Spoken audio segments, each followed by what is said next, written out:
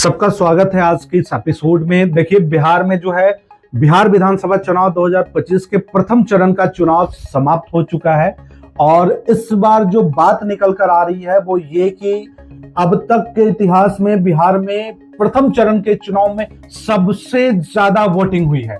यानी जो आंकड़े निकल करके सामने आ रहे हैं वो ये है कि 64.66% वोटिंग हुई है प्रथम चरण में, फर्स्ट फेज में।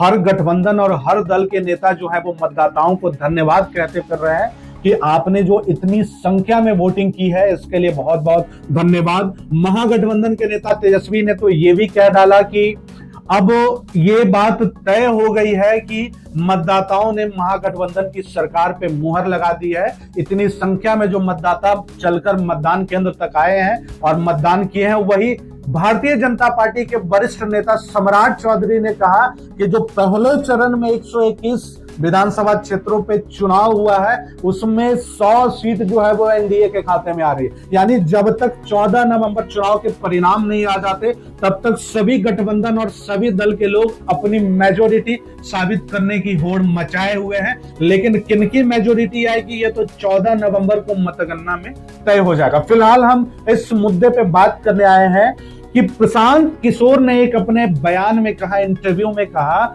कि यह पिछले 30 वर्ष का आंकड़ा ही नहीं है, देश की आजादी के बाद से बिहार के चुनाव में पहली बार इतनी संख्या में वोटिंग हुई है। यानी पहली बार इतनी संख्या में बिहार में मतदान हुआ। आप समझना ये बेहद दिलचस्प होगा कि आखिर वर्ष 2025 में ही मतदाताओं ने इतनी संख्या में बढ़ चढ़ करके मतदान में हिस्सा क्यों लिया। क्योंकि इससे विपरीत एक बात और है जो आपको समझना जरूरी है कि बिहार में पहली दफा त्रिकोणीय मुकाबला हो रही है, जहां मतदाताओं के पास महागठबंधन एनडीए के अलावा जनसुराज भी सभी विधानसभा सीटों पे एक विकल्प है। जहां मतदाताओं के सामने केवल नोटा का विकल्प होता था, जनसुराज ने पूरे बिहार में पदयात्रा करके बिहार को बदलने की अपील की है। और सबसे बड़ी बात कि त्रिकोणीय मुकाबला होने के बाद जब जनसुराज ने पदयात्रा करके बिहार वासियों को जगाने का कोशिश किया है, उसके बाद से प्रथम चरण में इतनी ज्यादा संख्या में मतदाताओं का मतदान करना